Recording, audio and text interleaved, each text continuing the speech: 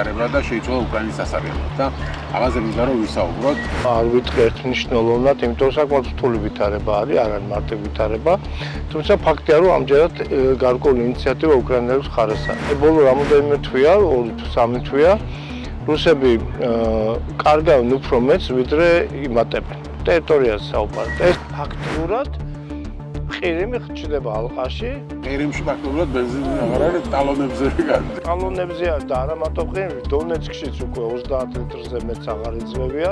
როცა გეწოდებული ხო ჩაუძირავი ავიამზიდი ხო, ყირიმის ნახევარკუნძული უკვე გახდა ხაფანგი. კუნთები ხო, როგორც ვთქვია, ფინანსები არის ომის კუნთები. აი ომის კუნთებს უსუსტებს რუსეთს აი ამ ღრმა დარტყმით. ფსიქოლოგიურად გასაგები ის ომი ყველა სახში მივიდა უკვე. მოსკოვში რეგონათ რომ მოსკოვია და სადღაც შორს არის ომი, იქ რეგონათ ბელგოროდი საერთოდ ფრონტის ხაზად იწვევდა. ეს სამი ასპექტი, რაც რუსეთს ჯერ არ გამოუყენებია უკრაინის წინააღმდეგ, ხო ეს არის ბირთვული იარაღი, საყოველთაო მობილიზაცია და ბელარუსის ომში ჩართვა. აი ბელარუსის ომში ჩართვა მე ყველაზე უფრო შესაძლებლად მიმაჩნია. მოგესალმებით, მე ვარ ჟურნალისტი მერაბ მეტრეველი და ეთერშია გადაცემა პოლიტქალაქი. დღეს გადაცემაში ჩვენ უკრაინის ომს დაუბრუნდებით. როგორც იცით, დიდი ხნის განმავლობაში ომის ფრონტის ხაზზე ფაქტობრივად არაფერი იცვლებოდა, რადგან ერთ-ერთი მხარე ვერ ახერხებდა წინ წაწევას, არც უკრაინას ჰქონდა დიდი უპირატესობა და არც რუსეთს, მაგრამ ბოლო პერიოდის განმავლობაში უკრაინამ მოახერხა მცირე უპირატესობის მოპოვება და ეს ძირითადად ტექნოლოგიების მეშვეობით. უკრაინა ახერხებს დრონების მეშვეობით მიაყენოს დიდი ზარალი რუსეთს როგორც ცოცხალი ძალის მხრივ, ასევე მომარაგების მხრივ. უკრაინა ახერხებს მტრის ზურგში დარტყმების განხორციელებას და ლოჯისტიკური ხაზების მოშლას. ფაქტობრივად ამ დროისთვის ყირიმი არის ბლოკადაში, მისი მომარაგება ვერ ხდება, რადგან სწორედ ასეთი დარტყმების მეშვეობით ჩაკეტეს გზები უკრაინელებმა. უკრაინა ახერხებს რუსეთის სიღრმეში ნავთობ ინფრასტრუქტურას დაარტყას, იცით რომ პეტერბურგშიც კი ააფეთქეს ნავთობ გადამამუშავებელი ქარხანა და ამ ფონზე ევროპაში და დასავლეთში ბევრი ფიქრობს, რომ ეხლა კარგი მომენტია, რომ რუსეთი დაითანხმონ მოლაპარაკებებზე და ცეცხლის შეწყვეტას. რამდენად რეალურია ცეცხლის შეწყვეტა და როგორია ფრონტზე ამ დროისთვის ვითარება. ომის ანალიზს შემოგთავაზებთ დღეს გადაცემაში და ჩვენი სტუმარი იქნება გაერთიანებული შტაბების ყოფილი უფროსი, ჯერ საქართველოს ერთ-ერთი დამფუძნებელი გენერალი ვახტანგ კაპანაძე.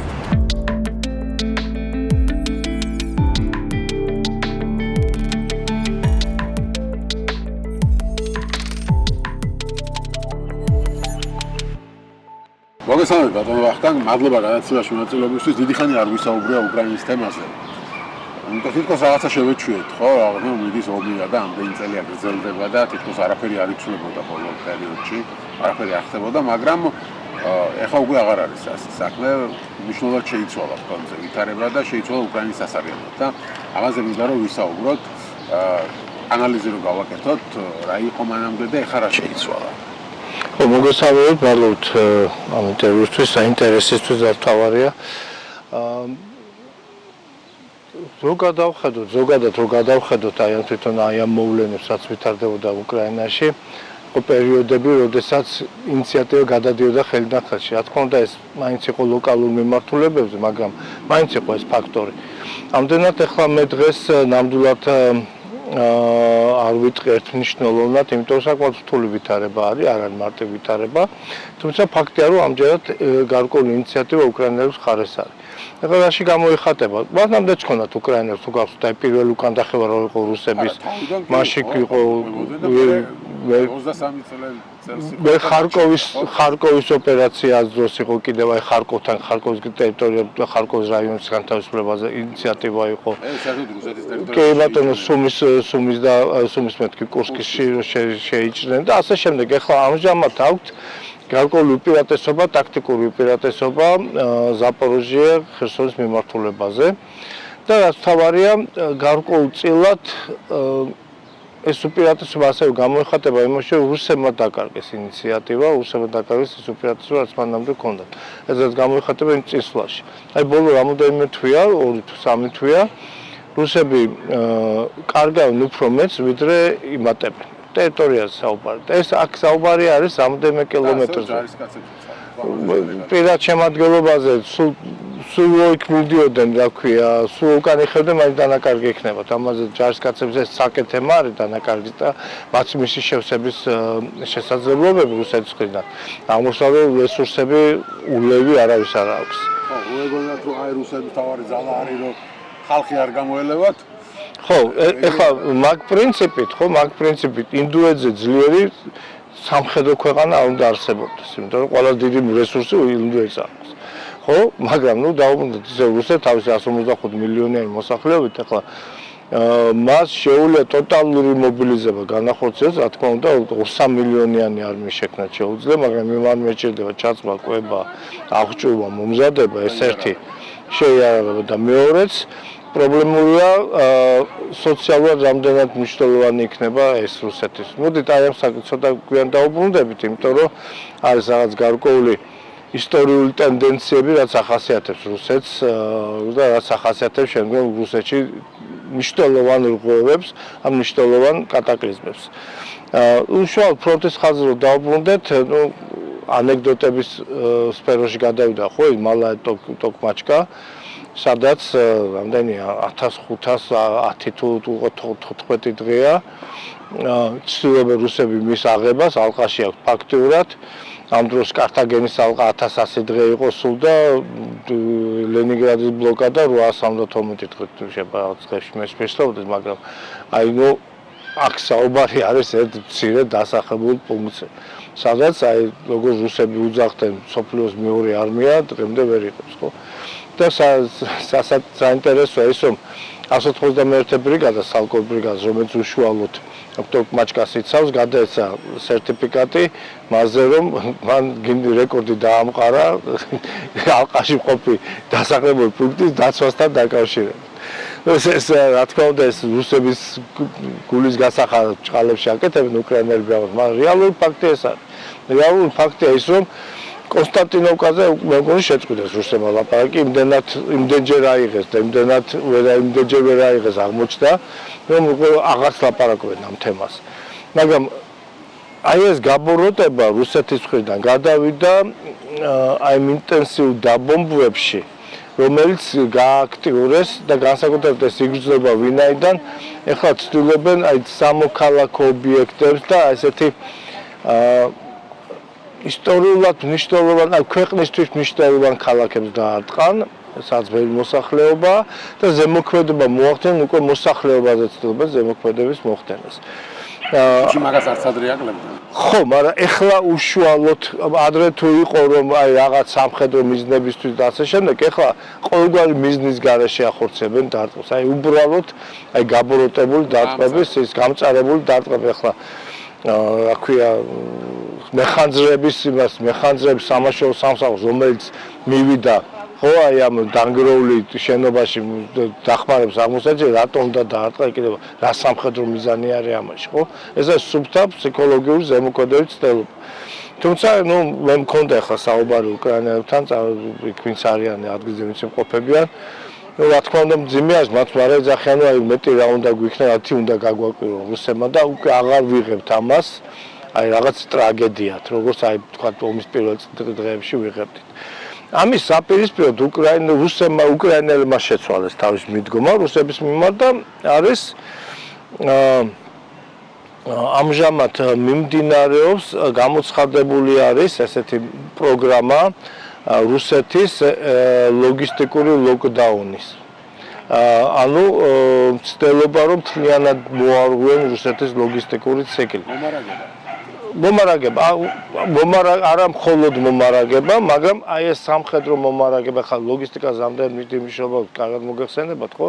იყო ესეთი პირველ მსოფლიო ომის დროს ამერიკელი გენერალი პერშინგი, ამერიკული საექსპედიციო ძალების სარდალი, რომელსაც ნათქვამი აქვს, რომ ბრძოლას იგებს ქვეითი, ომს იგებს ლოგისტიკა.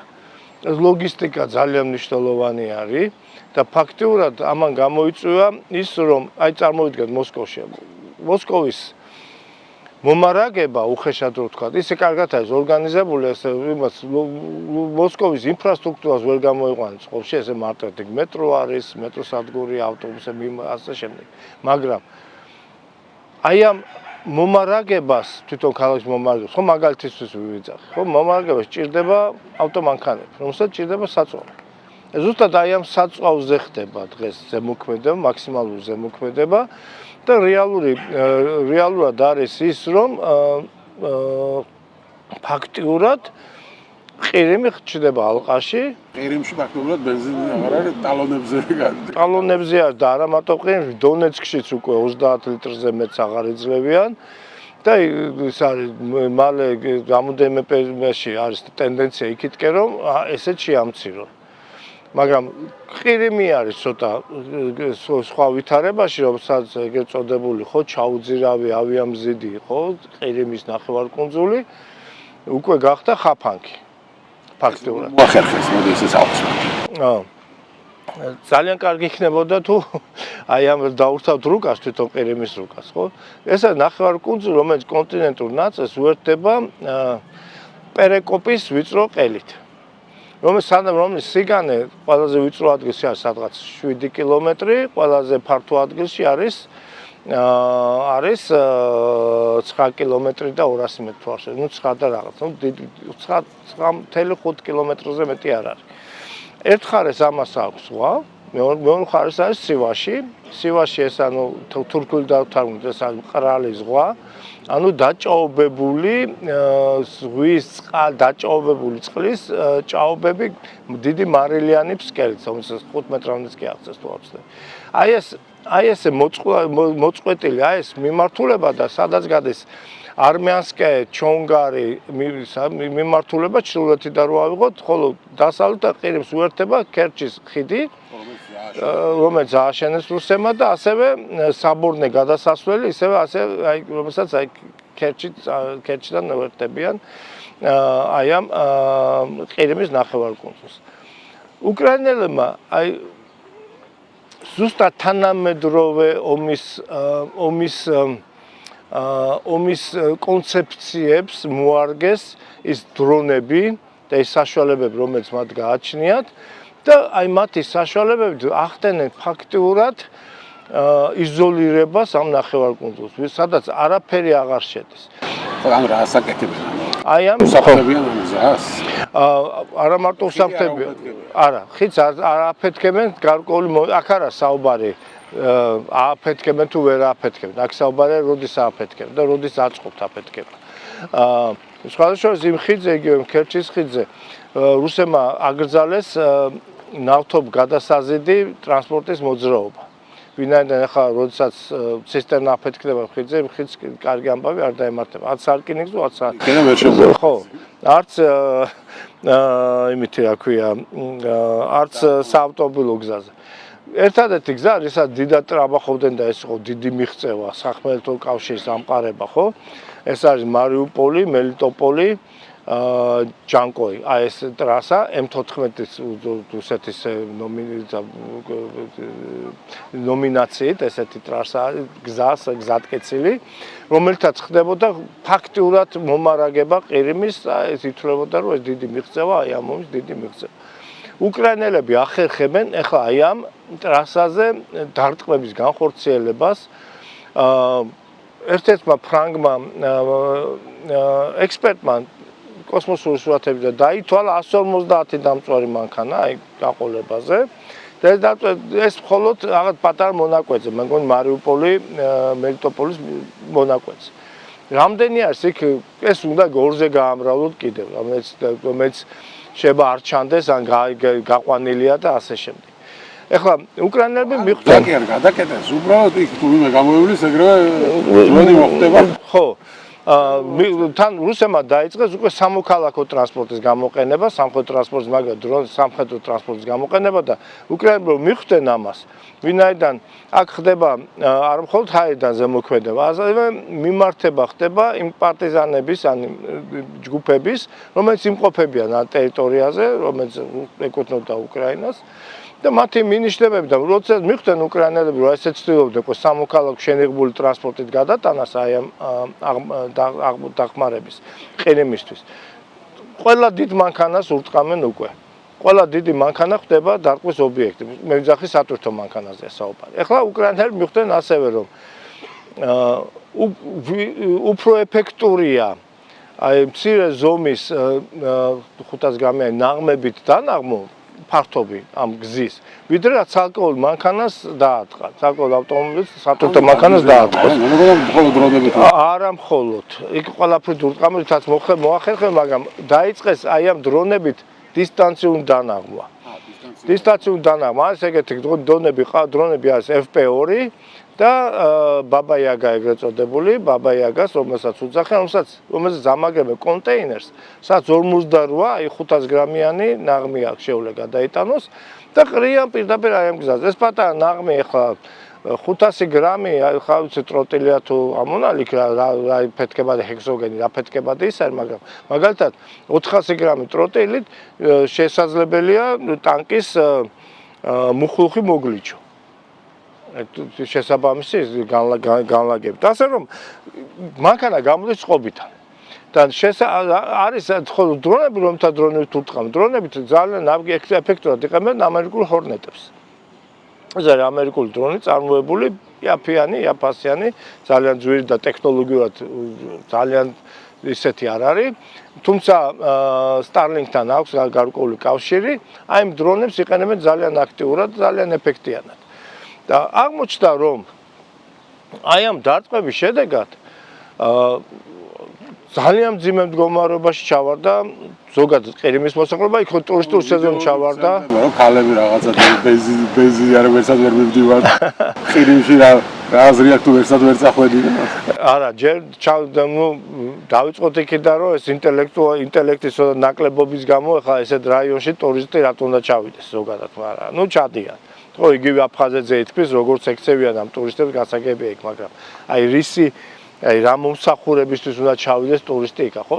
ტურისტული სეზონიც კი ჩაუვარდათ ყირიმში, რომელსაც დიდი იმედი ჰქონდათ, მაგრამ ამის გარდა ეს მოსახლეობაზე, თქვათ, საუბრობთ და თან, ნუ დაგვაუწყო, ყირიმი არის კარსტული რაიონი, ანუ კირქული რაიონი არის. ეს ნიშნავს იმას, რომ წყალი წვიმა, რომელიც მოიწამიც არ ჩერდება. მდინარეები ძალიან ცოტა რაოდენობით პირდაპირ მიდის მიწის ქვეშ. დაცხრილულია ეს, აი კირქვა ატარებს ამ წყალს და ასეთ ანუ ჩრდილო ნაწილი, ყირიმის ჩრდილო-ცენტრალური ნაწილი არის ფაქტურად თუ ადრე თუ უკრაინა ახორციელებდა იმ არხი წყლის მიწვევებს, ახლა რუსები ცდილობენ ხო ის არხი იმას ქნის, მაგრამ უკვე უკრაინელები ამ არხში აღარ აწვდიან წყალს, რომელთაც უნდა შედიოდა ყირიმში წყალი. წყლის პრობლემებიც არის. ამის გარდა არის საინტერესო ესეთი ფაქტორი, რომ ხო ვითომ და ეს ყირიმი და ეს დაუძირა, ვინც მოიდომა ისტორიას რო გადახვედრით, ყველა მაიღო ეს ყირიმი. ბოლშევიკებმა აიღეს, თეთრებმა აიღეს, ვრანგელმა აიღო, წითელმა არმიამ აიღო, როცა მოინდომა ხო, ის ცნობილი სივაში და რო გადავიდა ფეხით. მანშტეინი შევიდა, ისე რომ ტანკები არ ყოლია, ხოლო თვითმავას საარტილერიო დანადგარი ყავდა რუმინულ დივიზიებთან ერთად და აიღო მთელი ყირიმის ნახევარი თავის სევასტოპოლიდან. ასე შემდეგ და ასე შემდეგ. ანუ ქართველებიც დაიღო. ის ქერჩი იყო, იქ იყო ეგ საერთოდ სხვა თემა იყო, ვინაიდან მაშინ იყო ეროვნული დივიზიები, მაშინ ქართული დივიზიის მონაწილეობდა და ისე მოახდინეს ეს საზღვაო დესანტის გადასხმა, რომ საჰაერო თავდაცვა არ უზრუნველყოს. და პირდაპირ ნადირობდნენ ეს გერმანული თვითმფრინავები, შტუკები, პირდაპირ ნადირობდნენ ამ ნელამოძრავ ნავებზე რა. და ძალიან ბევრი ზუსტად აი ამ დესანტის დროს დაიღო. შეაწყდეს ქართველები ქერჩის მოკლა. კი ბატონო, და ეხლა ფაქტიურად რჩება ის, რომ ხაფანგი იკეტება. და დღეს ხვალ თუ კი ამოქმედებენ იმ ხიდს, ის ხიდიც აღარ ექნებათ. იმიტომ რომ სხვა ხიდებია, რომელიც მე ჩამოთვალე, ხო, ჩონგარი, ჯანკოი და ასე შემდეგ, ჩრდილოეთზე მომავალ ხიდები, ყველა გამოყვანილია წყობიდან. ყველა ფაქტიურად წყობიდან გამოყვანილია. და აი ინდივიდუალურად თითოეულად ფრონტის ხაზისთვის რა მნიშვნელობა აქვს?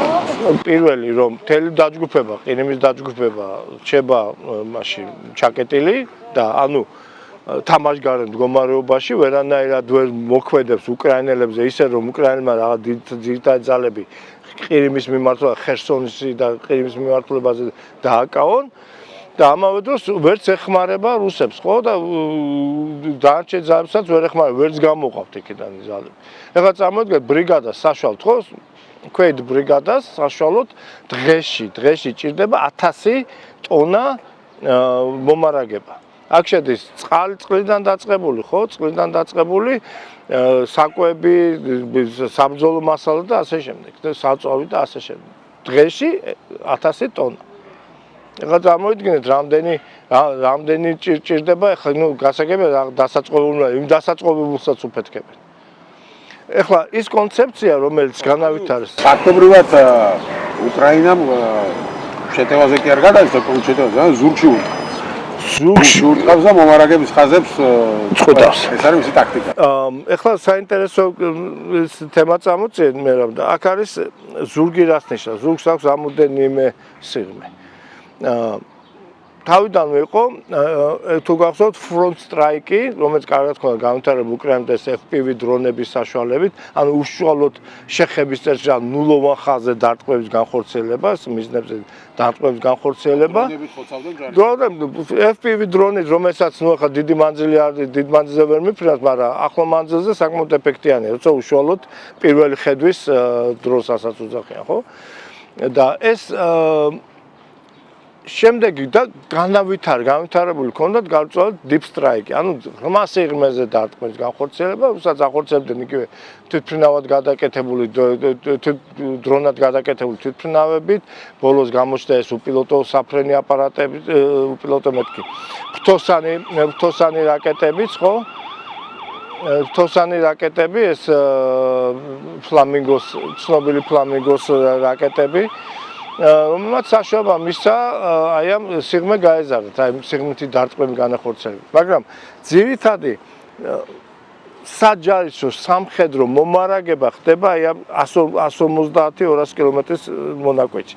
სადაც აი ხა წარმოგიდგეთ, ხა სამხედრო ლოგისტიკა რო აგეკ სმენას ვახსოვთ, თქვენ კი ერკვევით, უბრალოდ სმენისთვის გავიმეორებ, რომ ეხლა სპეციალისტი ასე რომ იმდენი ხანი მიყავთ ეს თემა რომ მე გადაცემა გავაკეთეთ უკვე ხო ბერტამში გავიყვე, მაგრამ მაინც წარმოიდგინეთ რომ ახლა მთლიანად მომარაგება, აი რასაც თვლი ხო, აი მომარაგება ხო ერთბაშად ყველაფერს ხო არ მიიტან წინახალს.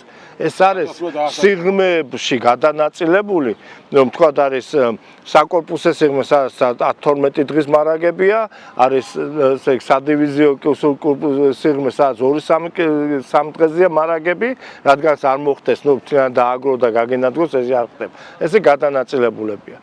აი ესე რომ მიყვეთ დივიზიის ზურგი, корпуси ზურგი და საარმიო ზურგი, სადაც აი 150 კილომეტრიდან, ხო?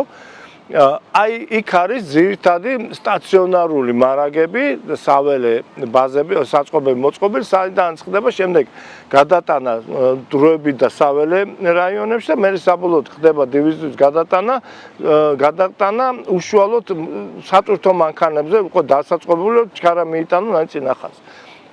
პირველ ხო ჩაეშალათ. სიღრმეში ჩაეშალათ. აი middle strike-ი რაც განავითარეს, აი რაც ტექნოლოგია და შუა დარტყმები, ზუსტად ეს 150-200 კილომეტრის მანძილზე, რაც ყველაზე მტკივნეული არის ფრონტისთვის. აი იქ ძალიან აქტიურად ახორციელებენ ამ დარტყმებს. აი ამან გამოიწვია ის, რომ ფრონტის მომარაგება აღარ აქვს რუსეთს. ფრონტი იმიტომ არის ტოკმაჩკაში ეს ბრძოლები და ზოგადად ახლა რო წარმოიდგინოთ ეს ომი ალბათ არ გამეორდება. ეს ომი არის უკრაინა-რუსეთის ომი კონკრეტულ მოცემულ ტერიტორიაზე. ეს ხო კლაუზევიჩის ნათქვამია, რომ ომი კამელეონს გავს, რომელიც ყველა ახალი ომი იცვლის სახეს. ეს გამომდინარეობს დროებით, ტექნოლოგიიდან, დროიდან და რაიონიდან და ტერიტორიიდან. ეხლა ტერიტორიაზე ხა წარმოვიდოთ უკრაინის ტერიტორია, ხო, ძირითადად ცენტრალური ნაწილი. ეს არის ბრძოლები ქარსაცავებისთვის. აი ტრიალ მინდორში ზოლად გაყოლებული ეს ქარსაცავი, ეს ხეების ისა რიგი, რომელიც სიგანეა სადაც ალბათ 25 მეტრამდე, 15-25 მეტრამდე, სადაც შეიძლება გარკვეულწილად დამალვა და გამაგრება. და აი ამ ქარსაცავებს შორის არის მანძილი სადაც კილომეტრ-ნახევარი და 0 კილომეტრ-ნახევრამდე რა. აი ამ ქარსაცავების შორის, აი ქარსაცავების დაკავებისთვის ხდება ბრძოლები. ეს ქარსაცავები დაიკავა ხა დიდი ძალებით ვერ იმასია, ხო, ვერ შეხვალი კარის, რუსები რასაც ცდილობენ 5-6 კაციანი რაღაც ჯგუფების გაუშვებენ, იქიდან თუ მიაღწია ორმა კაცმა ეს კარგია. იმიტომ ყველა დიდი დანაკარგი რუსების არის როტაციის პერიოდში. სხვა შორის უკრაინელებსაც ყველაზე რთული პრობლემა არის როტაცია. ძალის გამოყვანა. შეყვანა, გამოყვანა, ვინაიდან აი აქ ხდება ყველა დიდი დარტყმა, მაგრამ ეხლა რა უპირატესობა აქვს იგივე ლოგისტიკაში უკრაინელებს. რუსების ლოგისტიკური ზურგი არის იმ დაკავებულ ოკუპირებულ ტერიტორიაზე, რომელიც გადამწვარი მიწა არის, ნანგრევები არის. უკრაინელების ლოგისტიკური ზურგი ჯერ კიდევ ისეთ რაიონებში, სადაც ხალხი ცხოვრობს, ინფრასტრუქტურაც არის და ყველაფერი ახლოს არის და მისასვლელებიც არის რა. აი ეს დიდი განსხვავებაში ამაში იგებს უკრაინა. მაგრამ უკრაინასაც უჭერს, ვინაიდან მე როგორც მითხრეს, არის დანაყოფები, რომელიც 300 დღე, 350 დღე არ შეცვლა. რაც დაუშვებელი ჯარისკაცი ყოველ 40 დღის შემდეგ 40 დღე სამხედრო საბრძოლო მდგომარეობაში ყოფნის დროს ამის შემდეგ ეწყება ყურადღების გაფანტვა, ზედმეტად გათამამება, შიშის გრძნობის დაკარგვა და ასე შემდეგ რა. და გადაღლა რასაც ხდება, ხო ხდება, საბრძოლო გადაღლა რასაც ხდება, აი ეს ხდება. პრობლემა ეწყება უკვე ჯარისკაცს. ამდენად კარგი არის, სასურველი კარგი არის, აუცილებელია 40 დღეზე მეტი სამხედრო არ უნდა იყოს წინახაზე.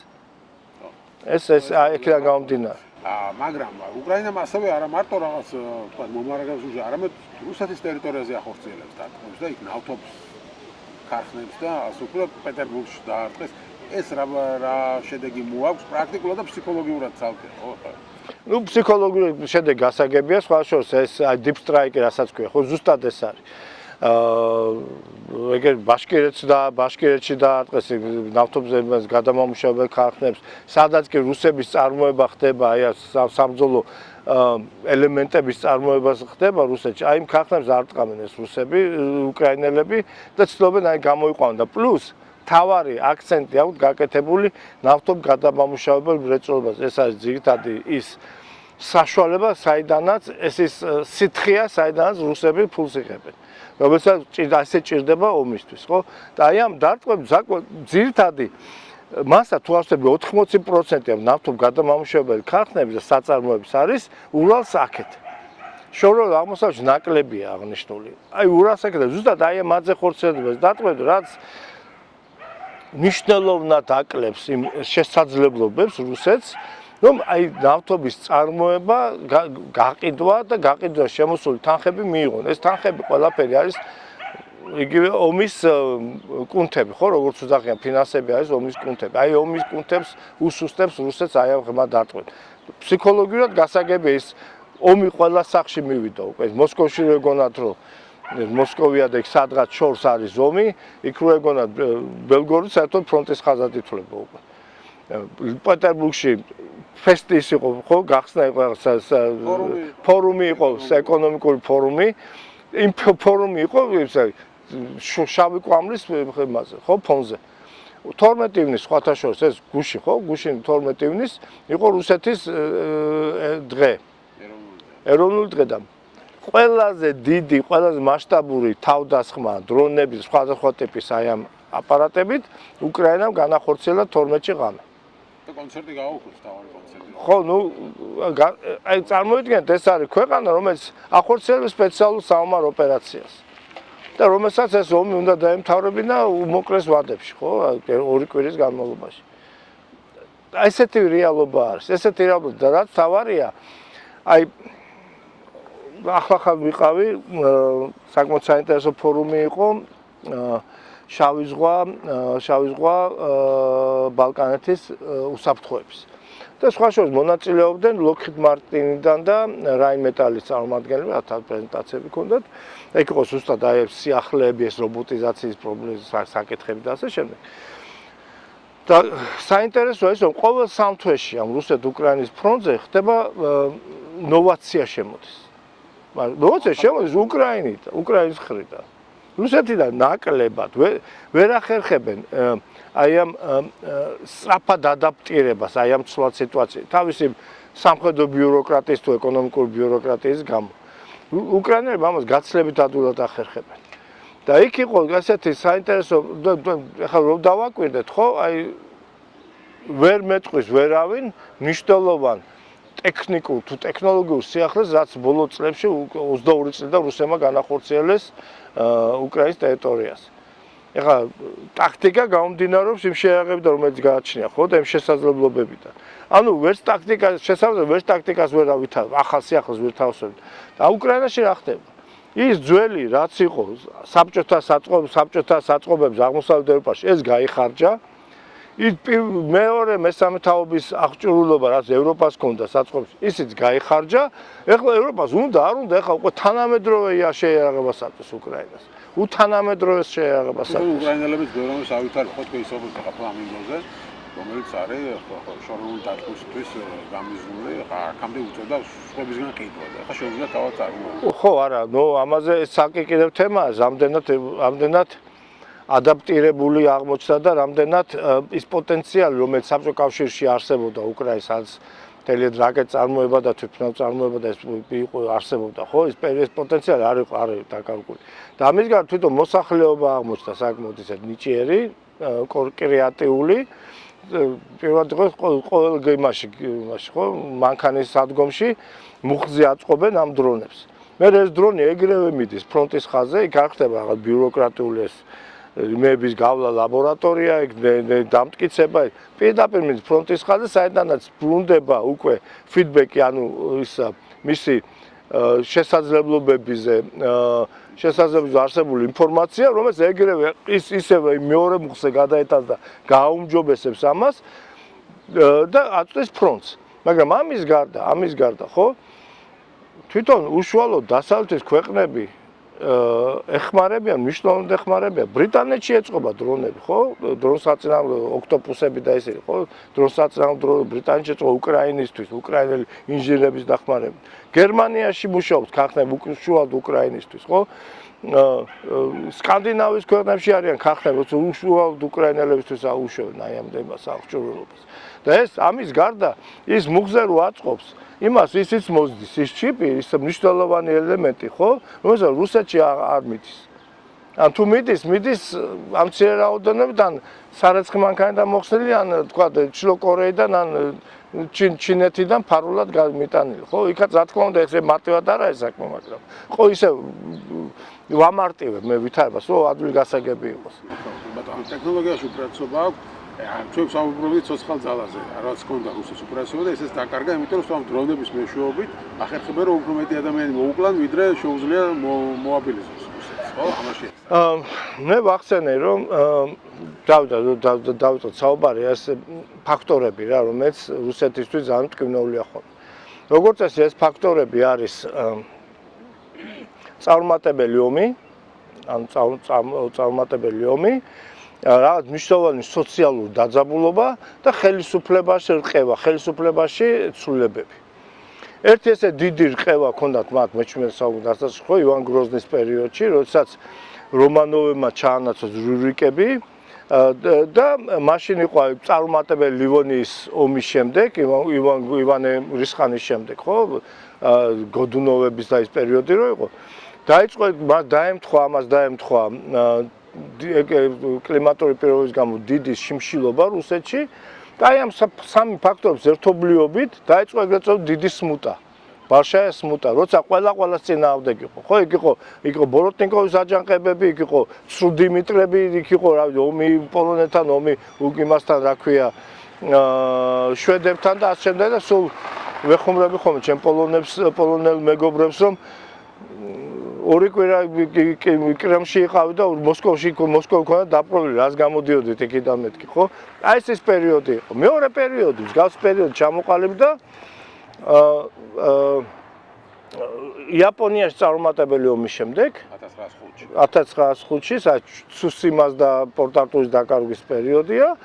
ნიშნავანი ეკონომიკური პრობლემები ქვეყანაში, ეკონომიკური სოციალური პრობლემები ქვეყანაში, მაგრამ არ გადაიზარდა ეს რევოლუცია 1905 წლის ცდელობა რევოლუციაში, იმიტომ რომ ხელისუფლების სრულება არ იყო. მაგრამ ეს სამივე მომენტი დადგა, იმის რა ქვია, დიდი ოქტომბრის რევოლუციის წინ, ხო? პირველ მსოფლიო ომში ეს წარუმატებლობა, მობილიზაცია, ტოტალური მობილიზაცია, საყოველთაო მობილიზაციის გამოცხადება და აი ეს სრულება ხელისუფლებას. ზუსტად საყოველთაო მობილიზაციის გამოცხადება არ უნდა რუსეთს, თორე კიდევ ერთხელ ვიმეორე 3 მილიონიანი არმია შეუძლია შეკრიბოს. და ის სამი პროცესი, სამი ასპექტი, რაც რუსეთს ჯერ არ გამოუყენებია უკრაინის წინააღმდეგ, ხო, ეს არის ბირთვული იარაღი, საყოველთაო მობილიზაცია და ბელარუსის ომში ჩართვა. აი ბელარუსის ომში ჩართვა მე ყველაზე უფრო შესაძლებლად მიმაჩნია, ეს არნიშნავს, რომ ბელარუსი ომის მარტო. უბრალოდ ბელარუსის ტერიტორიის გამოყენება რუსების მიერ, აი ომისთვის. ხო, ნუ რა თქმა უნდა, თუ მიიღები ძალებად, გაუშვებ, მაგრამ დიდი ზალა არ აყავს ახლა ბელარუსში. ლუკაშენკოს კი უჭირავს თვითონ ხელისუფლება, მაგრამ ჩვენ ამდენ გავიწევს რამდენიმე წლის წინ ამ ხელა აქციები ტარდებოდა, ის ხალხი ვარცად არ გამქრალა და ასე მარტივი არ იქნება ლუკაშენკოს. არა, ამას დავუმატეთ ის თვითონ ის ძალები, რომელიც უკრაინის მხარეს ომობენ რუსების წინააღმდეგ, ბელარუსები, ბელარუსული დანაყოფი ხო, რომელიც არის იქ. და ამას დავუმატეთ კიდევ რომ ახლა ლუკაშენკო მაგარი გროსმაისტერია, ასე რა ქვია, აქეთი კითხვნაობი და დღემდე მაქსიმალურად დაირიდა თავზე აი ამ ომში მონაწილეობა. თუმცა გამონათქმავებით, სწავლებებით, ფორმის ჩაცმით, დიდი ვარსკვლავის სამხრეთად გაკეთებით, აჩვენებს რომ აი თქვენთანა ვართ, რუსეთის გვერდზე ვართ, მაგრამ ყველანაირად ცდილობს ამ ომში არ იქნას ჩათრეული. ვინაიდან ეს იქნება მისი კატასტროფა. და ზოგადად ბელარუსიაში იქნება დიდი კატასტროფა და წარმოიდგინეთ ახლა ამას უკრაინელებს ელოდებიან და ბელარუსი საკმაოდ მნიშვნელოვნად არის გამაგრებული. საკმაოდ მნიშვნელოვანი ძალებიც არის სამწუხაროდ უკრაინის აი ამ მიმართულებაზე განლაგებული. კი ბატონო, და რომ შევაჯამოთ, ბოლო კითხვა იქნება ეს, ნუ ეს არ ნიშნავს ხო ჯერ უკრაინა იგებს ამ ეტაპზე, უბრალოდ უპირატესობა და გასაგებია რომ ესე მარტივად ამ ომის რუსეთის დამარცხება ვერ მოხდება, თუმცა იმიტომ რომ ეს ბირთვული სახელმწიფოა და ხალხაცა როგორც ბერლინი აიღეს, ისე კრემლს ვერ აიღებ, იმიტომ რომ ბოლოს ადგება და მართლა ბირთვული არას გესვლის. ეს ესმის დასავლეთსაც და ამიტომ საუბრობს ახლა ევროპა და ნატო, რომ მოდი ჩვენ დავიწყოთ მოლაპარაკებები რუსეთთან. ხო, იმიტომ რომ ის მათ ესმით რომ ეს ომი მოლაპარაკებებს უნდა დასრულდეს ადრე თუ გვიან, იმიტომ რომ ახლა მართლა კიდევ ერთხელ რომ კრემლის აღებით ეს ომი ვერ დასრულდება. მაგრამ მოლაპარაკებებისთვის გჭირდება რომ შენ გქონდეს უპირატესობა, რომ მაგიდასა რომ დაჯდები, კარგი პირობები და დაიწყო და სწორედ ამიტომ დაიწყეს ახლა საუბარი ევროპელებმა რომ რაღაც მოდი მოველაპარაკოთ შევთავაზოთ რუსეთს, იმიტომ რომ რადგან აგებს ამ სიტუაციას, მიცუდათ აქ სიტუაცია, შეიძლება პუტინი დათანხმდეს მოლაპარაკებებს, მაგრამ ჯერჯერობით ეს ხო პუტინი ამას მაინც არ აკეთებს. რამდენად არის შანსი, რომ მართლა დასწრეს ევროპელებთან მაგიდას რუსეთზე ნურასოდეს ნუიტყვი ნურასოდეს, ძალიან საპროგნოზო ქვეყანა არის, მაგრამ აქ უნდა გვავიწყდება რუსეთი არ არის რუსების ქვეყანა.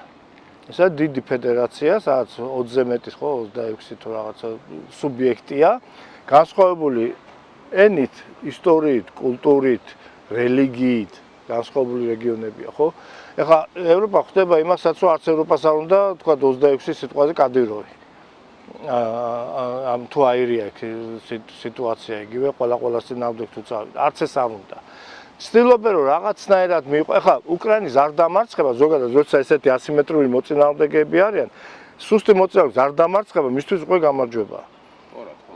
ისო რაღაც ტერიტორია დაიკარგა, ეს გასაგებია, მტკივნეულია, მაგრამ ნუ შეებაჩა უკრაინები არ თვლიან რომ ეს სამუდამო დაკარგულია ეს და ეს არის რაღაც დროებითი მოვლენა.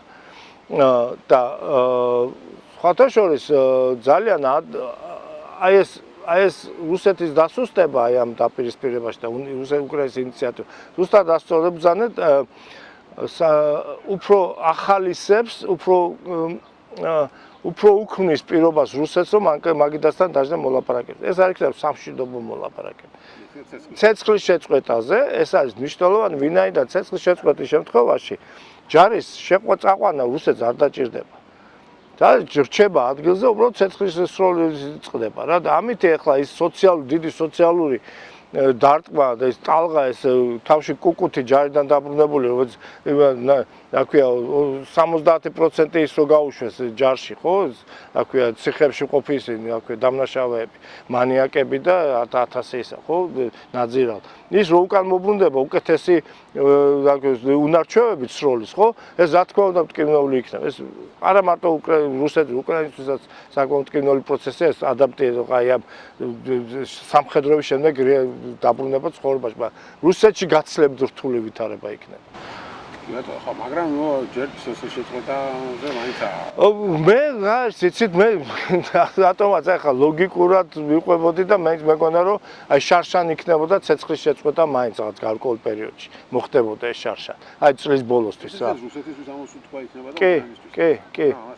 აი აქ უყურეთ, აქ ამოსუნთქვა ორივე მხარე შეიძლება მოემზადოს შემდეგი ამ ომისათვის, ხო? მაგრამ ეხლა წარმოიდგინეთ რა რესურსი აქვს რუსეთს მის უკან დგას ჩრდილო კორეა და ირანი. ირანს ახლა თავისი გაჭირვებია ნაკლებად რუსეთი, ხო? ვინ დგას ახლა უკრაინის უკან? ანუ უკრაინის ფეხზე დადგომა და გაძლება უფრო სწრაფად მოხდება ეს მოდერნიზაცია და დაწყებულია ჯარებში, ის განვითარება, ის აქვია კორპუსულ სისტემას გადასვლა, ეს ყველაფერი უკრაინას აძლიერებს. რუსეთი შეეცდება რა თქმა უნდა სულის მოთქვას, გაძლებას, დაგროვებას რაღაც საშუალებით, მაგრამ ნებისმიერ შემთხვევაში იქნება აი შემდეგი ომი ხვალ რო იყოს, ხო? ხვალის შემდეგ after tomorrow ინგლისური გამოთქვა, ხო? ხვალის შემდეგ ვინ როგორ მზადყოფნით შეხვდება, ეს ძალიან მნიშვნელოვანი იქნება. მე ძალიან გონია რომ მაინც კორეიზაციისკენ წავა საქმე. კორეიზაციაში რა ზურგის? ასგო გაყოფილი ქვეყანას, იქ მშვიდობა არ არის დამყარული, უბრალოდ ცეცხლის შეწყვეტაა და რამდენი წელია უკვე ცეცხლის შეწყვეტაა იქ. ანუ უკრაინა იქნებაურად გაყოფილია. ეხლა იმას არა დაბრუნებაზე, ეხლა აი ამიტომ ჯერ უკრაინას არ შეუძლია, რუსეთს არ აქვს ნება რომ ეს და უკან დაუბრუნოს და არც ეცნება. თუ რუსეთი ისე არ დამარცხდა რომ ეს ტერიტორია უკრაინამ შეძლოს უკან დაიბრუნოს, ხო? ან ისე არ გაძლიერდა რუსეთი რომ ეს უკრაინამ შეძლოს ამ დაბრუნება, ამ უახლოეს მომავალში მე ეს არ მეჩვენება შეძლო. თუ ვიქნებით რეალისტები ახლა რა თქმა უნდა ესე შეგვიძლია. ხო, მადლობა დიდი გადაცემის მონაწილეობისთვის. გაიხარ, დიდი მადლობა მოწვევისთვის.